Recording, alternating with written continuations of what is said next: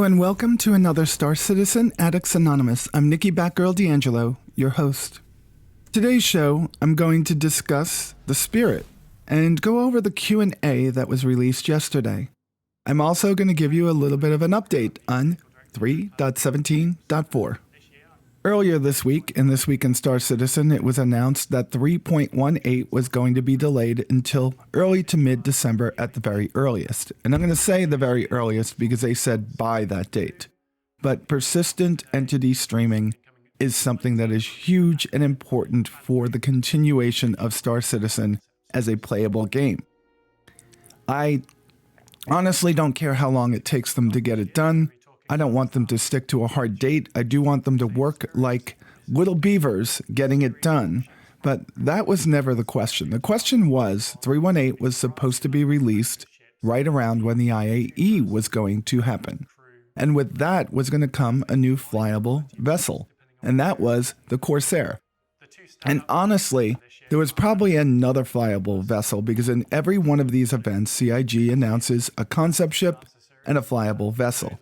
So what we got from them was a little bit of clarity on what's happening in the 3.17.4 patch that will be out for IAE. And yes, indeed, they've said one thing. The Corsair will be flyable in that patch. What we don't know right now is if there'll be a new flyable ship for that patch and if the PTV track that is going to be in Orison is going to be released also. These are things that we're hoping are going to be clarified over the next week. Before moving on, I'd like to say that in the past I've been very excited about different concept ships and really pushed other people to purchase what I was purchasing myself. I remember the Carrack and also the Odyssey and also the Polaris and also the Merchantman, and you get the picture.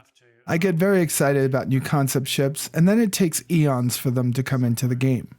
So I'm not going to give you an excited purchase this ship now. If you want it, it would make a great LTI token for the future if it doesn't work out. And if you want it and it does work out, c'est la vie. I like the ship. I picked up the E1 with melted credits and did it as an upgrade, and I'm happy that I did that. So it is no doubt that the Cutlass is one of the most popular ships in the game.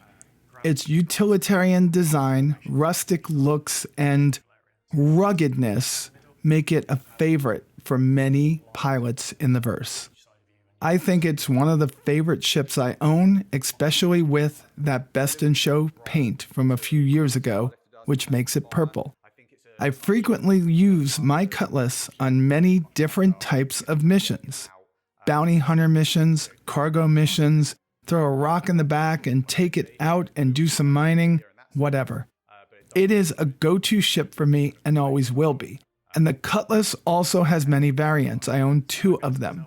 I have the Cutlass Black, which is the multi-role cargo ship, and I have a Cutlass Red, which is more of an ambulance or medical vessel, which to me is something I want to investigate further in the verse.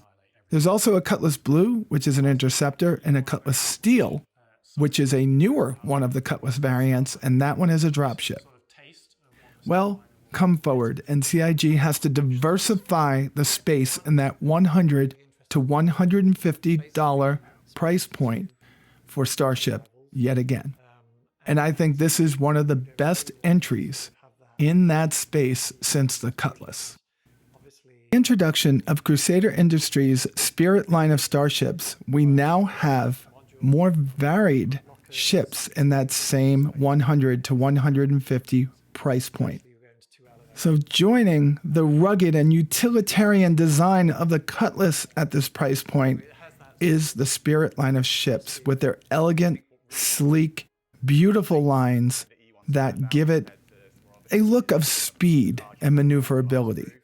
And I think that's just what you're going to get out of the ship. This is not a Cutlass killer. It's a Cutlass complementer.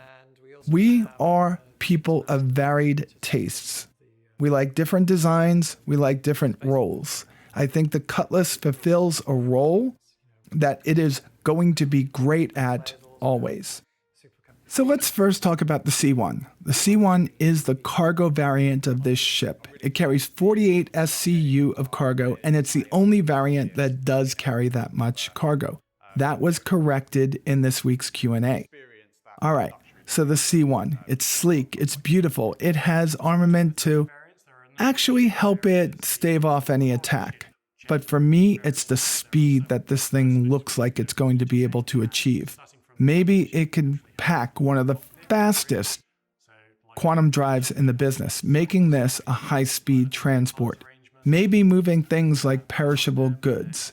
Maybe moving things like organs for organ transplant. Or even becoming a super-fast medical evac ship, kind of like what we made the C9 Nightingale into in the US military. I think this is going to be a beautiful ship for moving cargo, and it's small enough to get in and out of places without having to use a docking port. It will land in most places because it uses a small to medium-sized landing pad. I think that's very important. I like this variant. I think it competes very well with the Cutlass Black. Cutlass Black probably has a lot more firepower, but this ship is about moving things fast. Then you get into firepower with the A1. The A1 is a bomber. Now, bomber gameplay, to me, I have to see how it works out. I know that the A1 has upgraded weapons, but when you drop your bombs, what use are you there if you're just a mediocre dogfighter? And I don't know if it's going to be better than mediocre, but we have to see what comes about from it. Needless to say, it's still a beautiful ship. The bombs are going to make big booms on the ground, and I can see this being employed in maybe organization events and definitely in Jumptown. I think the A1 is going to be one of those ships we see a lot of. The E1, personnel transport. And right now, we're about ready to start getting into that type of gameplay, especially now that they're redesigning the Genesis. So I feel like having this as the first off in that space is great. It comes in at a size that you would expect a Cessna Citation X or a Gulfstream or another corporate jet to be at. And the gameplay, we don't know what it's going to be like right now, but there's a mixologist on it, and all I'm saying, a mixmaster on it, sorry. All I'm saying is that type of gameplay where you have to satisfy your customers, I can't wait to see what it is. And I bought an E1. I bought an E1 because VIP transport, medical, gameplay, all these things are starting to interest me as I go through my 50s and I realize I'm not as good as combat as I used to be. But I don't know. We got to see where this goes. This might just be an LTI token for me, but I love the ship design. I want to talk about something else now.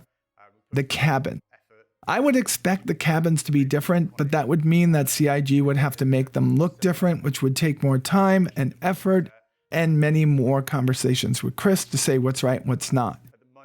I would think that the cabin for the E1 would be the most upscale one, the C1 would be more civilian and rustic, and the military one would be plain and devoid of any amenities except for a bathroom and a bed. And they're not doing that. All the cabins are going to be the same.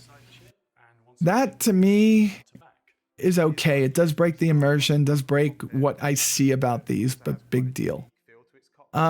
This is not a stealth ship as much as it looks like it. They did talk about a lower cross-section from the front and the back, but the thing is as big as a mountain when you're looking at it, from the top, just like an MSR.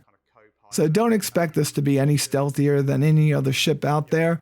You might be able to, in the future when stealth is fixed, put some stealth devices on here. A little bit better coolers, a little bit better, power supply, a little bit better shields that don't output as much IR, whatever it might be. But don't expect this to be very stealthy.